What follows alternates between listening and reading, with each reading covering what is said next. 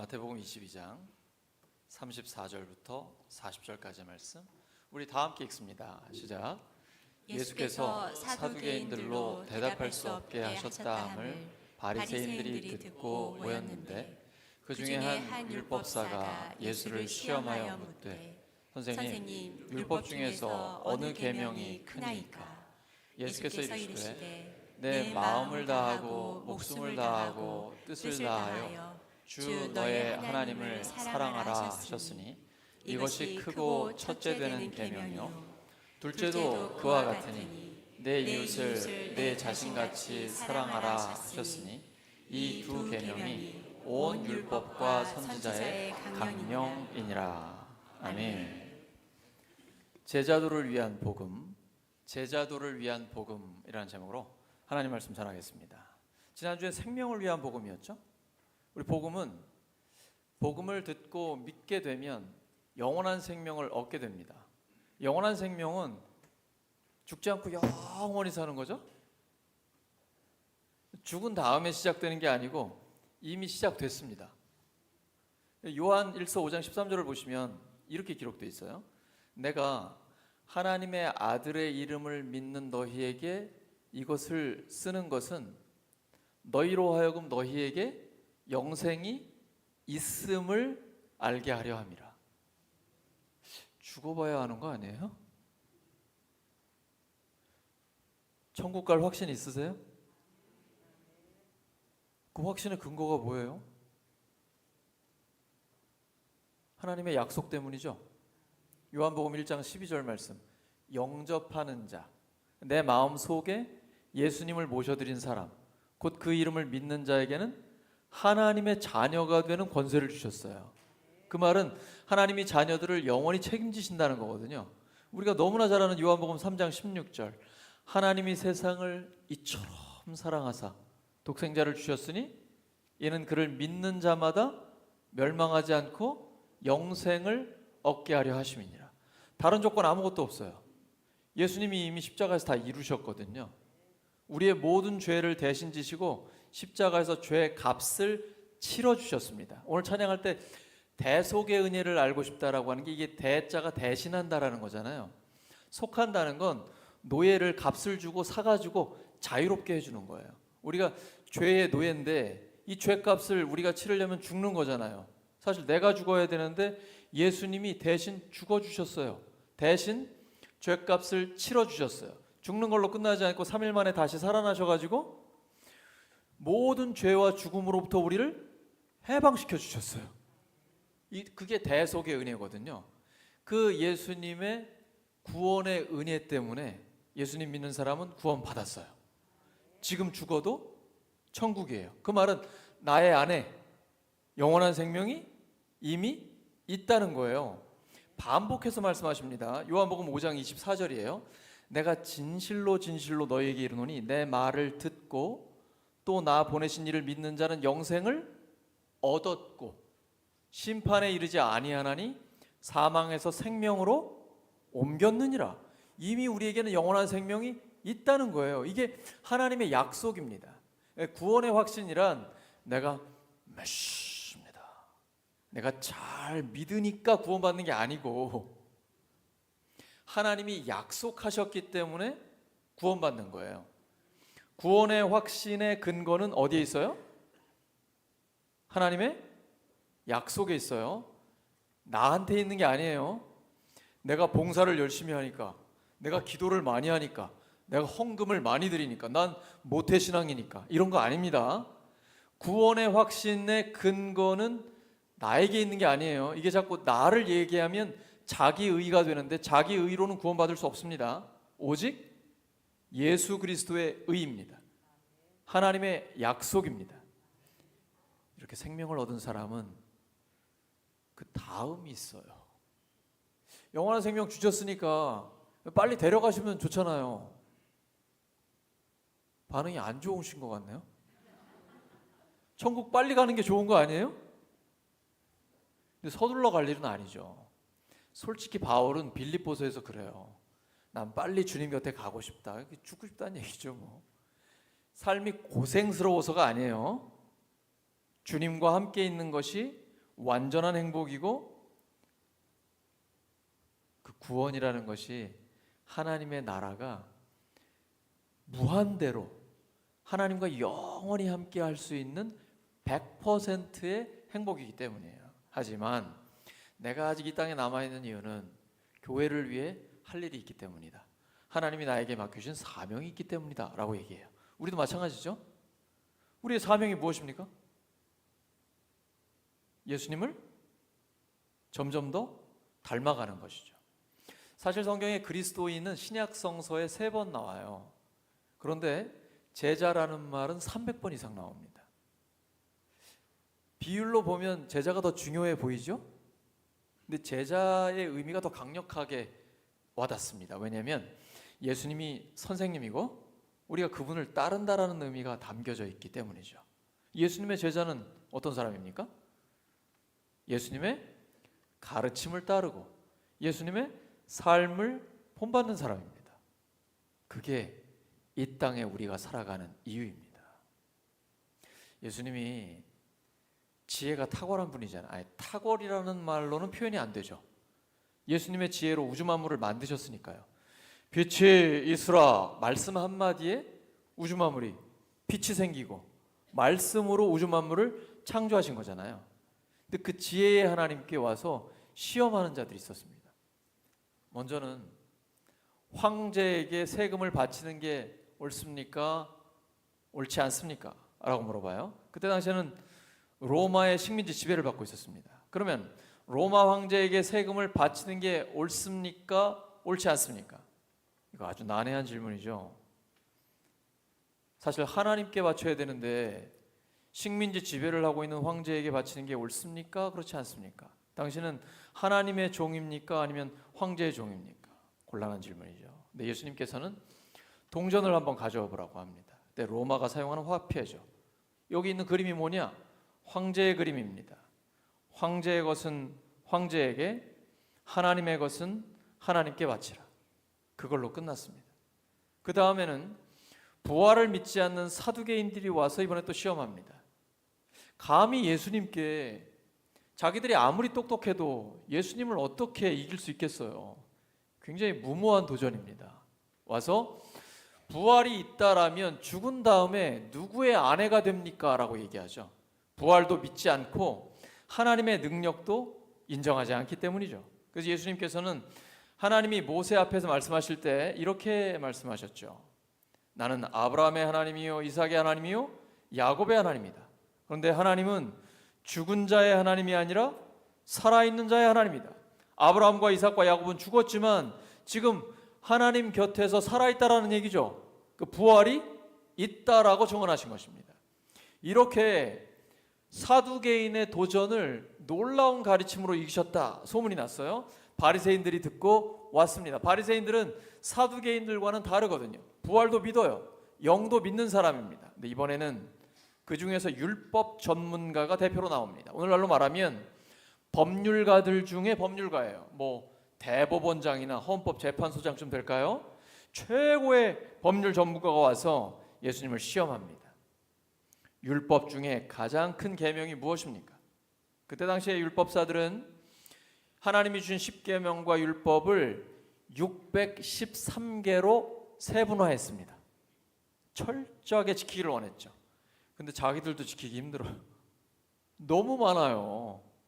뭐 구약 성서를 다 외운다 이런 얘기도 요즘 나오긴 하는데 그 율법 613개 통째로 다 외울 수 있겠어요? 굉장히 똑똑하면 외울 수는 있겠죠. 근데 그걸 다 지킬 수 있을까요? 그래서 율법사가 그 중에서 중요한 계명들과 덜 중요한 계명들을 나눠 가지고 백성들한테 중요한 계명들을 잘 지키라고 얘기합니다. 예를 들면 하나님께 의무를 다했다. 뭐 하나님께 드릴 헌금을 다 드렸다. 근데 남은 돈이 없다. 그러면 부모님 공경하는 거는 못해도 괜찮아요. 다 이해해 주십니다. 이렇게 가르치는 거예요. 예수님께서 너희들 인간의 전통을 가지고 하나님의 계명을 어기고 있다라고 말씀하시죠. 이게 지금 바리새인들의 가르침입니다. 근데 예수님께서는 율법 전체 중에 지극히 작은 것 하나라도 어기면서 가르치면 너는 천국에서 가장 작은 자라고 일컬음을 받을 것이다 라고 말씀하십니다. 예수님은 하나님의 말씀 중에 단 하나도 어기면 안 된다라고 가르치고 계세요. 그 예수님께 시험하는 겁니다. 이 613개의 율법 중에 가장 큰 계명이 무엇입니까? 예수님은 전혀 주저함이 없이 고민도 하나도 하지 않고 바로 쉐마를 말씀하십니다. 이 쉐마가 히브리어로 들으라라는 뜻이에요. 이스라엘 백성들은 아침 저녁으로 쉐마를 낭독합니다. 자기들의 믿음의 고백이고 실천해야 되는 가장 중요한 가르침이거든요. 이게 구약의 신명기 6장 4절에서 9절에 나옵니다. 시작이 쉐마 이스라엘 이렇게 시작됩니다.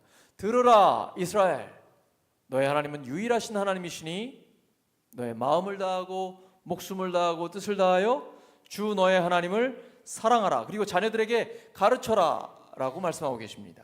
그런데 헬라어와 히브리어 원어를 보면 한글이랑은 어순이 달라요. 주 너의 하나님을 사랑하라 이 말씀이 먼저 나옵니다. 그리고 어떻게 사랑해야 되느냐? 마음을 다하고 목숨을 다하고 힘을 다하고 뜻을 다하여 하나님을 사랑하라. 부담스럽지 않으세요? 한 분이 아멘 하셨는데 우리가 이렇게 품위 있게 예배 시간에 모여가지고 멋있게 하나님을 사랑하는 거 이거까지는 괜찮은데 목숨을 다하여 하나님을 사랑하라 이렇게 사랑하는 사람들 있잖아요. 다니엘의 세 친구 우상을 만들어 놓고 이거 절해라, 절 안 하면 풀무불에 들어가야 된다. 오늘날 그랬다면 믿음을 지킬 수 있는 사람이 얼마나 있었을까요? 우리 일제시대에 믿음의 선배들은 일본이 신사를 세워놓고 참배 안 하면 감옥에 가두고 실제로 죽기도 했죠. 주기철 목사님. 근데 다니엘의 세 친구들은요 주저함이 없습니다. 우리는 하나님만 사랑합니다. 하나님만 섬깁니다. 하나님이 우리를 보호해 주실 것입니다. 거기서 끝났으면 어떤 고백이라고 생각할 수 있는데 그 다음까지 갑니다. 그리 아니하실지라도 풀무불에 들어가 죽는 한이 있다 할지라도 우리는 하나님만 사랑합니다. 하나님만 섬기겠습니다. 그리고 진짜 풀무불에 들어갔습니다. 근데 하나님께서 그들을 보호해 주시고 건져내 주셨죠. 다니엘도 마찬가지입니다. 모르면서 하면 뭐 맹목적인 거고 순진하다라고 얘기할 수 있어요. 근데 다니엘은 다 알고 있습니다. 한 달 동안 왕 외에 다른 신에게 절을 하거나 기도하면 사자굴에 들어간다라고 왕이 법령을 내렸어요. 칙령을 내렸습니다. 왕의 말은 그 법입니다. 도장도 찍혔어요. 다니엘 다 알고 있습니다. 근데 의도적으로 늘 하던 대로 예루살렘을 향해 창을 열어놓고 하루에 3번씩 감사하며 기도합니다. 평소에 기도하는 사람이 어려울 때도 기도하고 그때 기도하는 사람이 하나님의 역사를 경험합니다. 위기 때 기도하는 것은 누구나 할 수 있습니다. 평상시에 항상 기도하셔야 됩니다. 그러면 위기를 위기 같지 않게 넘어갈 수가 있습니다. 다니엘의 세 친구들이 믿었던 그 하나님은 성경의 그 하나님이에요. 창조와 역사의 주가 되시는 하나님.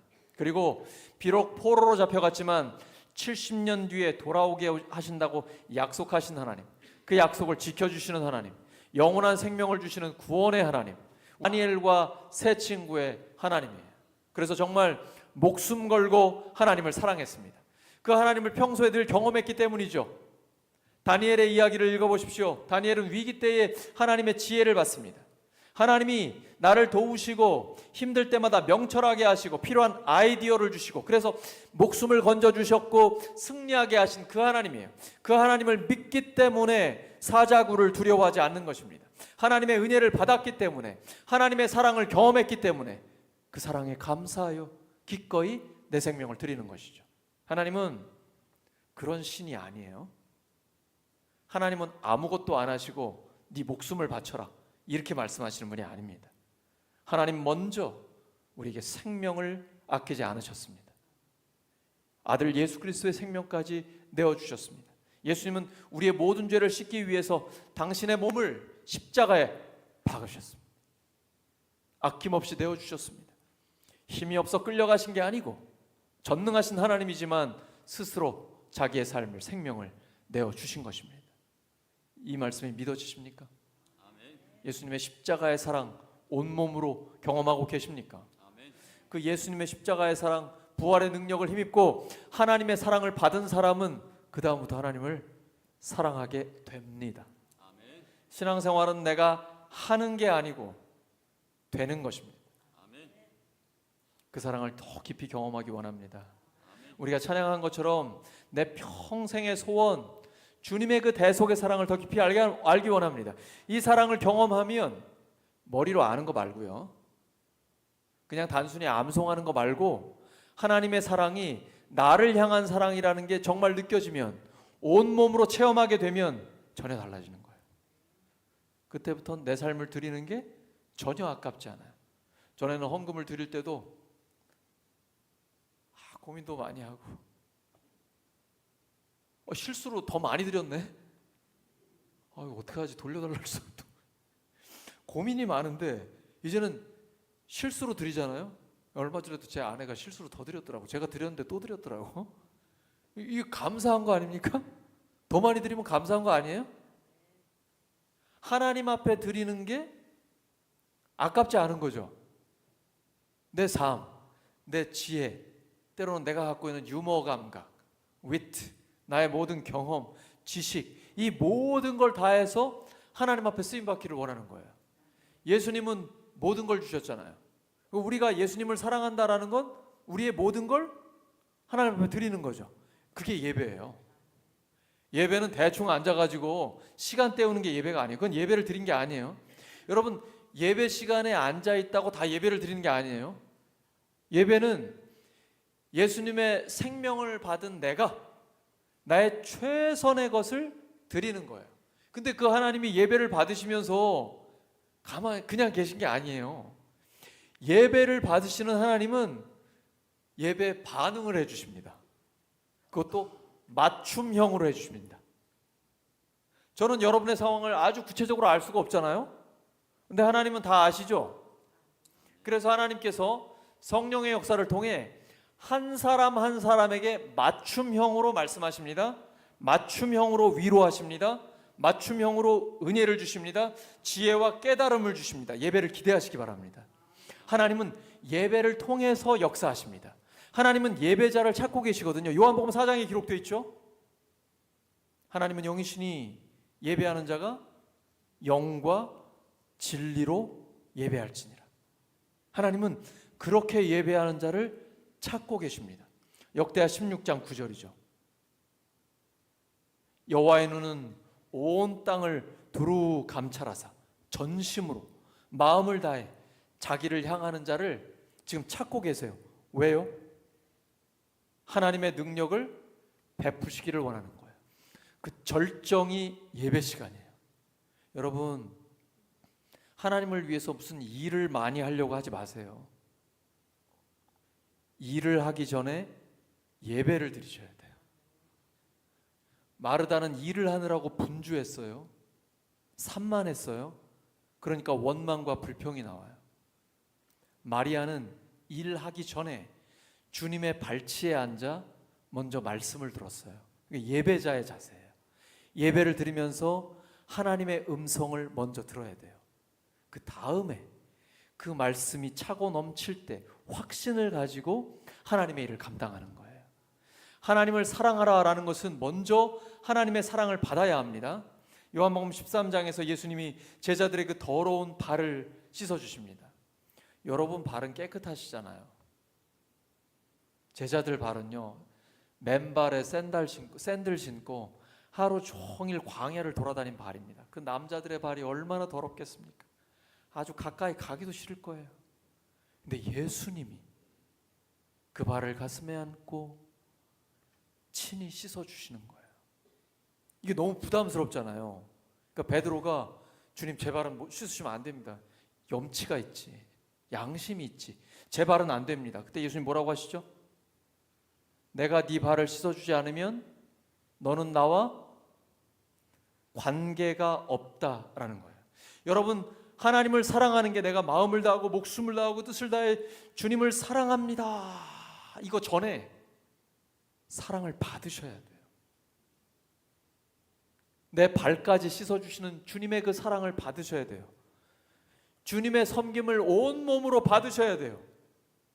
뭘 하려고 하지 마시고 먼저 받으시기 바랍니다. 신앙생활은 하나님의 사랑을 받는 거예요. 내 마음을 활짝 열어놓고 우물가의 여인처럼 주님의 그 은혜를 먼저 받는 거예요. 그 은혜를 받았을 때 흘러 넘치게 된다니까요. 하나님을 사랑하는 사람, 하나님의 사랑을 충만하게 받은 사람은 가만히 못 있습니다. 그 사랑은 너무 크기 때문에 흘러 넘칩니다. 이게 이웃사랑으로 가는 거예요. 그래서 하나님을 사랑하는 사람은 이웃을 사랑하게 돼 있어요. 여러분, 하나님 사랑하시죠? 아멘. 하나님 사랑하시죠? 아멘. 근데 이웃은 미워요? 혹시 미운 사람 있으세요? 아주 얄미운 사람 있어요? 도저히 내가 이 인간은 진짜 용납이 안 된다, 이런 사람 있어요? 만약에 있다면 여러분, 하나님 사랑하시는 거 아니에요. 사도 요한이 요한 1서에 기록하고 있습니다. 눈에 보이는 사람을 사랑하지 않으면서 눈에 보이지 않는 하나님을 사랑하는 것은, 사랑한다고 말하는 것은 거짓말이다.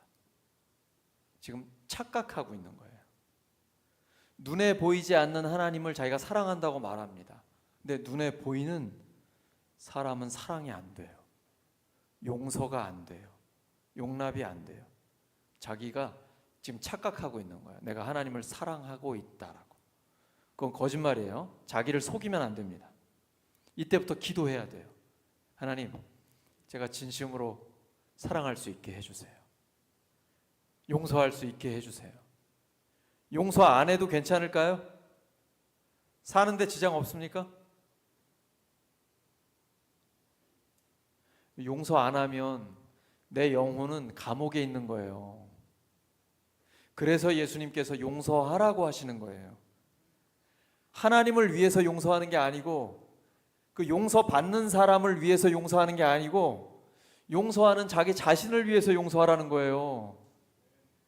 나 자신을 위해서라도 반드시 용서하셔야 됩니다. 그래야 영혼의 자유함이 와요. 관계의 회복이 와요. 하나님 나라를 맛보게 되는 거예요. 용서가 안 되면 기도부터 하셔야 돼요. 하나님, 용서할 마음을 주세요. 제가 진심으로 용서하고 싶어요. 진심으로 사랑하고 싶어요. 근데 제가 안 됩니다. 하나님 도와주세요. 예수님은 저를 용서하셨는데, 예수님은 예수님을 십자가에 못 박은 사람도 용서하셨는데, 저 같은 죄인도 주님은 용서하셨는데, 주님, 저도 용서할 수 있게 해주세요. 그러면 하나님이 내 마음을 변화시켜 주십니다. 놀라운 일이 일어나요. 내 마음이 눈 녹듯 녹아요. 그리고 그 사람을 생각해도 괜찮아요. 그 사람을 축복하게 돼요. 이러면서 관계가 회복이 됩니다. 진짜 용서하게 되고요. 열린 관계가 이루어지게 됩니다. 사람과의 관계가 열리면 하나님과의 관계도 활짝 열립니다. 지금 하나님과의 관계가 막혀 있습니까? 하나님이 잘 느껴지지 않으십니까? 사람과의 관계가 막혀 있을 가능성이 높습니다. 예수님의 십자가의 보혈은 모든 장벽을 무너뜨립니다. 하나님과 나와의 사이를 올바른 관계로 회복시켜 주십니다. 사람과 사람 사이의 관계를 올바른 관계로 회복시켜 주십니다. 이 관계가 열려 있으면요, 너무 행복합니다. 그래서 예수님께서 마음을 다하고 목숨을 다하고 뜻을 다하고 힘을 다해 하나님을 사랑하라. 그리고 너의 이웃을 너 자신처럼 사랑하라. 근데 중간에 뭐라고 되어 있죠?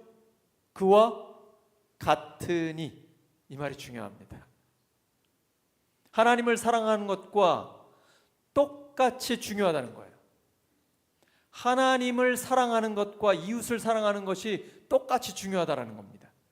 내가 하나님의 사랑을 받았어요. 그 사랑이 흘러 넘쳐요. 그래서 하나님을 사랑해요. 하나님을 위해 쓰임받기를 원해요. 이 사랑이 이웃에게 흘러가게 됩니다. 눈에 보이는 사람에게 관심을 갖게 돼요. 저 사람이 어디가 아프지?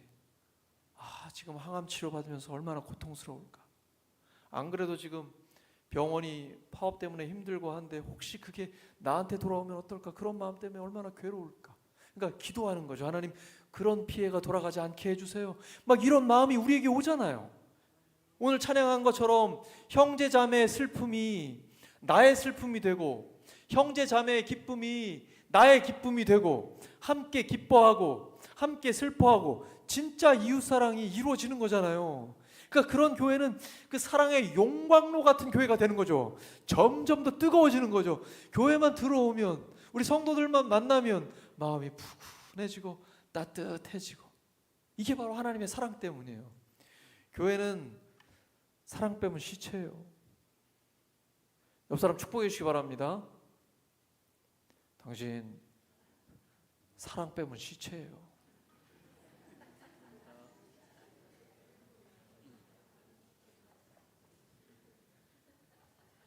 다시 한번 축복해 주시기 바랍니다.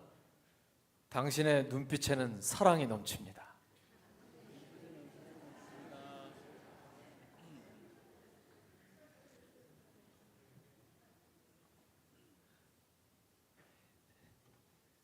하나님을 사랑한다는 건 하나님의 말씀을 사랑한다는 거예요. 요한복음 1장 1절이죠.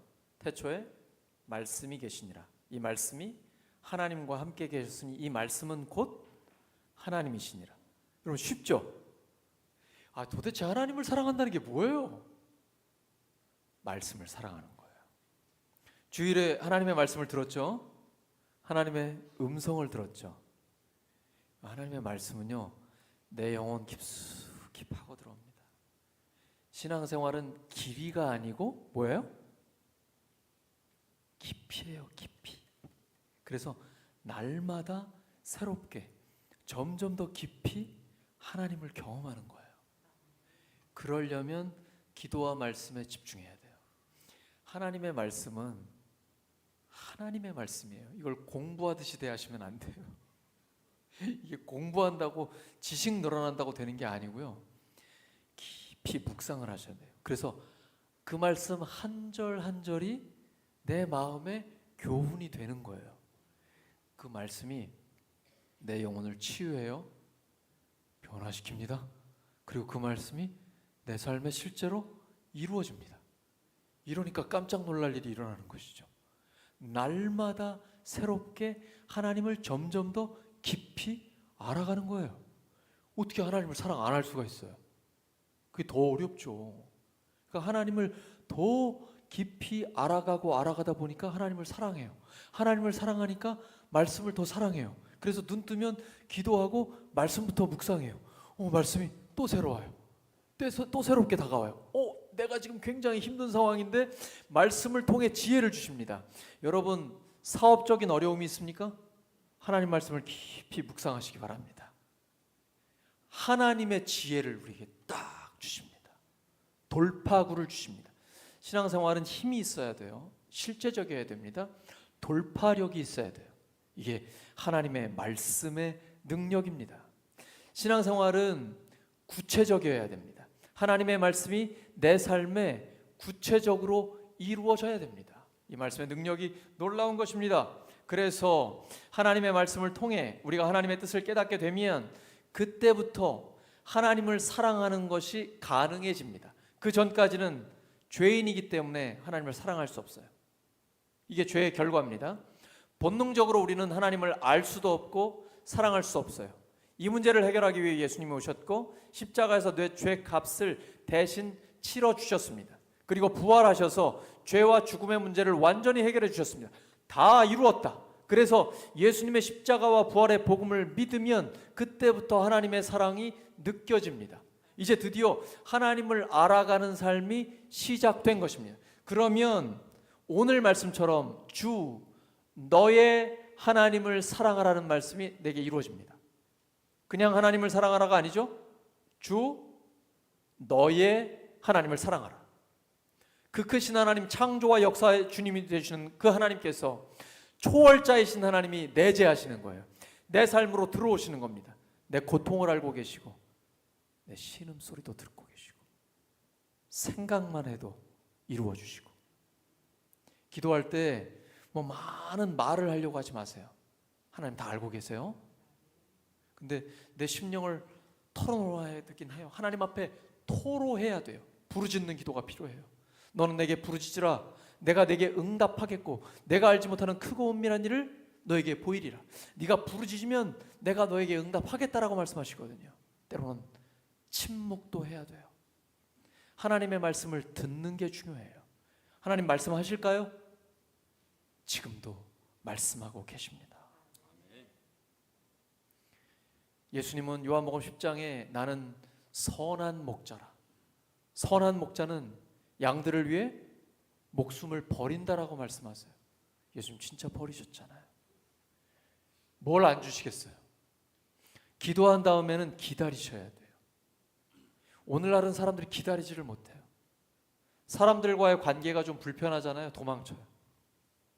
심지어 부부간에도 못 기다려요. 남편도 아내를 기다리지 못하고 아내도 남편을 기다리지 못해요. 부모 자식 간에도 마찬가지고 교회는 말할 것도 없어요. 하나님도 못 기다려요. 기도했으면 빨리 응답을 해주셔야잖아요. 지금 내가 엔터를 쳤는데 클릭을 했는데 왜 응답을 안 하세요? 나 못 믿어요. 이러면서 하나님을 떠나가거든요. 교회도 마찬가지예요. 인간관계가 불편해졌어요. 뭔가 갈등이 생겼어요. 그 불편한 관계를 버티지를 못해요. 그리고 교회도 옮기고 때로는 목장도 옮기고 사람도 바꾸고 아예 사람을 안 만나고 혼밥 쪽, 혼술 쪽 혼자 살고 갈등은 없겠죠. 스마트폰 있으니까 심심하진 않겠죠. 근데 외롭죠. 중독에 걸리죠. 알코올 중독, 미디어 중독, 쇼핑 중독, 수많은 중독. 사실은 하나님을 찾아야 해결이 되는 건데 말입니다. 불편한 관계에 있을 때 여러분 버티셔야 돼요. 기다리셔야 돼요. 왜냐하면 그 불편한 관계를 통해서 하나님이 나를 바꾸시는 거예요. 나를 다듬으시는 거예요. 참아야 돼요. 기도하면서 버티고 기다려야 돼요. 그러면 그날이 옵니다. 하나님이 응답하시는 날이 와요. 치유하시고 회복시키시고 그리고 우리의 기도에 응답하셔서 내가 구하거나 생각하는 것에 더 넘치도록 능히 역사하시는 그 하나님의 능력을 맛보게 됩니다. 기도하고 기다리시기 바랍니다. 근데 하나님은 내가 원하는 때에 역사하시는 게 아니에요. 그러니까 항상 기대를 갖고 언제 찾아오실지 모르니까 깨어서 기다리고 있어야 돼요. 갑자기 오늘 청소할 때 오실 수도 있어요. 저는 깜짝 놀라요. 그냥 밥 먹고 산책을 하는데 하나님이 갑자기 찾아오실 때가 있어요. 너무 재밌잖아요. 너무 놀랍잖아요. 근데 하나님 지금이에요. 하나님 지금이에요. 내가 엄청 용 쓰거든요. 힘쓰고 애쓰고 막 그러는데 그때는 아무 말씀 안 하실 때가 있어요. 좀 때로는 좀 서운하기도 하고 아쉽기도 하고 하나님 진짜 듣고는 계신 건가? 이런 거는 기도하면 안 되는 건가? 갈등이 많잖아요. 근데 하나님 다 듣고 계세요. 그리고 여러분이 하나님을 신뢰하고 기다리셔야 돼. 이 기다림이 중요합니다. 그러면 갑자기 설거지할 때 찾아오시기도 하고 내가 일하고 있는데 와 놀라운 일이 일어난다니까요. 하나님의 은혜가 급습합니다. 급습. 하나님의 평강이 나를 확 사로잡습니다. 놀라운 일이 일어나요. 세상에서는 경험할 수 없는 일이 일어나요. 그 절정이 언제냐? 예배 시간이에요. 그 예배를 기대하시라. 고대하시라. 하나님은 예배 가운데 임재하시고 우리에게 말씀하세요. 그리고 내내 고민하고 있던 그 기도의 제목들에 하나님이 응답해 주십니다. 그래서 그 하나님을 만나면 주 너의 하나님을 사랑하라는 말씀이 나에게 이루어져요. 나의 하나님을 사랑하는 거예요. 그냥 막연하게 성경에 기록된 하나님이 아니라 그 성경의 하나님이 나의 하나님이 된 거예요. 창조와 역사의 주님이 되신 하나님, 전능하신 하나님, 지혜가 완벽한 전지하신 하나님, 그 하나님이 나의 하나님이 된 거예요. 그리고 예수님이 나를 위해 죽으시고 부활하셨다는 복음이 더 깊이 깨달아지는 겁니다.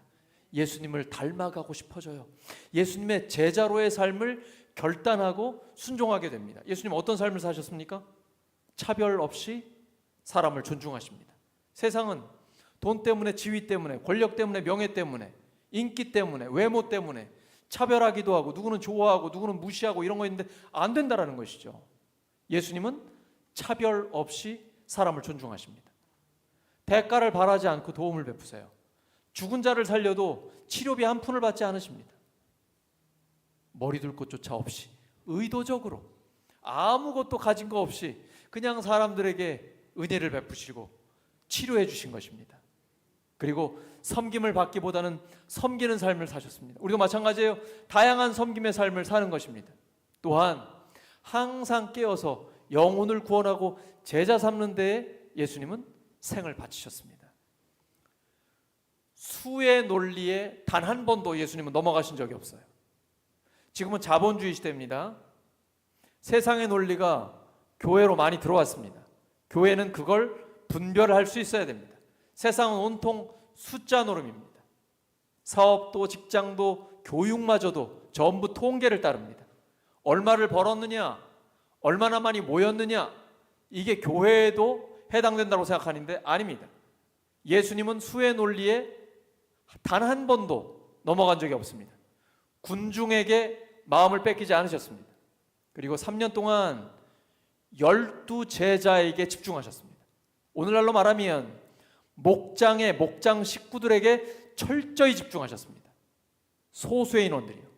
그 12명의 제자들이 성령의 충만함을 받고 세계 선교가 이루어진 것입니다. 그리고 오늘날까지 계속해서 구원받는 역사가 일어난 것입니다. 우리는 예수님의 제자들입니다. 숫자에 넘어가지 마십시오. 하나님의 역사는 오직 하나님의 능력에 달려 있는 것입니다. 달란트 비유 기억해 보세요. 5달란트와 2달란트는 수억, 수십억의 차이입니다. 1달란트는 수억, 수십억에 해당이 돼요. 결코 적은 게 아닙니다. 5달란트 받은 자 5달란트 남겼고 2달란트 받은 자 2달란트 남겼습니다. 주인이 칭찬할 때 차이가 있습니까? 수억, 수십억의 차이인데 좀 세게 해서 수백억, 수조원, 수십조 차이인데 칭찬의 차이가 있나요? 토시 하나 틀리지 않습니다. 잘하였도다 착하고 충성된 종아. 이 충성되다는 것은 성경에서 신실하다는 거예요. 믿을 수 있다라는 거예요. 결과만 보신 게 아니고 그 과정을 보신 거예요. 5달란트랑 2달란트가 수십억, 수백억, 수천억의 차이라고 하면 왜 저 사람한테는 5달란트 주고 나한테는 2달란트 줍니까? 비교한 게 아니라 나에게 2달란트를 주셨으니까 이걸 가지고 신실하게 그 과정 속에서 최선을 다한 거예요. 그랬더니 하나님의 칭찬은 똑같습니다. 네가 작은 일에 충성했으니 내가 큰 일을 너에게 맡기겠다. 주인의 즐거움에 참여할지어다. 이것이 하나님의 마음입니다. 숫자의 크기와 작기 때문에 비교하거나 평가하시는 것이 아니라 그 과정 속에서 얼마나 신실했느냐, 충성했느냐, 이것이 중요합니다. 세상은 결과만 봅니다. 그러나 하나님은 결과와 과정을 다 보십니다. 그리고 그 결과는 하나님이 책임지십니다. 우리는 하나님 앞에 신실한 태도로 늘 충성되게 머물러 있으면 되는 것입니다. 그러면 하나님께서 나머지는 책임져 주십니다. 말씀 정리합니다. 복음은 제자도를 위한 복음입니다. 예수님의 제자란 예수님의 가르침을 따르고 예수님의 삶을 본받는 것입니다. 쉬워요. 하나님을 사랑하고 이웃을 사랑하면 됩니다. 먼저 하나님의 사랑을 받고 그 사랑이 흘러 넘쳐서 건강한 자기 사랑을 하고 그리고 이웃까지 나아가는 것이죠. 당신도 나처럼 하나님의 사랑받는 자녀입니다. 당신도 나처럼 가장 의미 있는 삶을 살아야 합니다. 당신도 나처럼 행복할 자격이 있습니다. 이걸 인정하고 이웃사랑까지 나아가는 것이 진정한 제자의 삶입니다. 이러한 예수님의 제자로 살아 하나님 앞에 칭찬받는 우리 모두가 되기를 예수 그리스도의 이름으로 축원합니다. 말씀을 기억하면서 하나님 앞에 합심하여 간절히 기도하겠습니다. 하나님 아버지, 오늘도 주의 말씀을 허락하여 주시니 감사합니다. 예수님의 제자로 살게 하여 주시옵소서. 오 하나님, 하나님의 사랑받는 자녀답게 마음을 다하고 목숨을 다하고 뜻을 다하여 사랑하는 저희들 되게 하여 주시옵소서. 하나님께서 저희들을 사랑하신 그 사랑에 감사하며 이제 이웃에게까지 그 사랑이 흘러가기를 원합니다. 하나님, 저희들을 사용하여 주시옵소서. 사랑이 식어있는 시대에 뜨거운 사랑을 전하는 교회 되게 하여 주시옵소서. 저희 교회가 먼저 예수님의 그 사랑으로 뜨겁게 깊이 사랑하게 하여 주시옵소서. 내가 너희를 사랑한 것 같이 너희도 서로 사랑하라 말씀하신 주님, 그 사랑이 교회에 실제로 이루어지게 하여 주시옵소서. 그래서 복음이 전해지고 복음에 합당한 삶이 전해지면서 더 많은 영혼들을 구원하고 세계 선교까지 나아가는 교회 되게 하여 주시옵소서. 하나님의 말씀이 이루어지는 교회 되게 하여 주시옵소서. 감사합니다. 홀로 영광 받아 주시옵소서.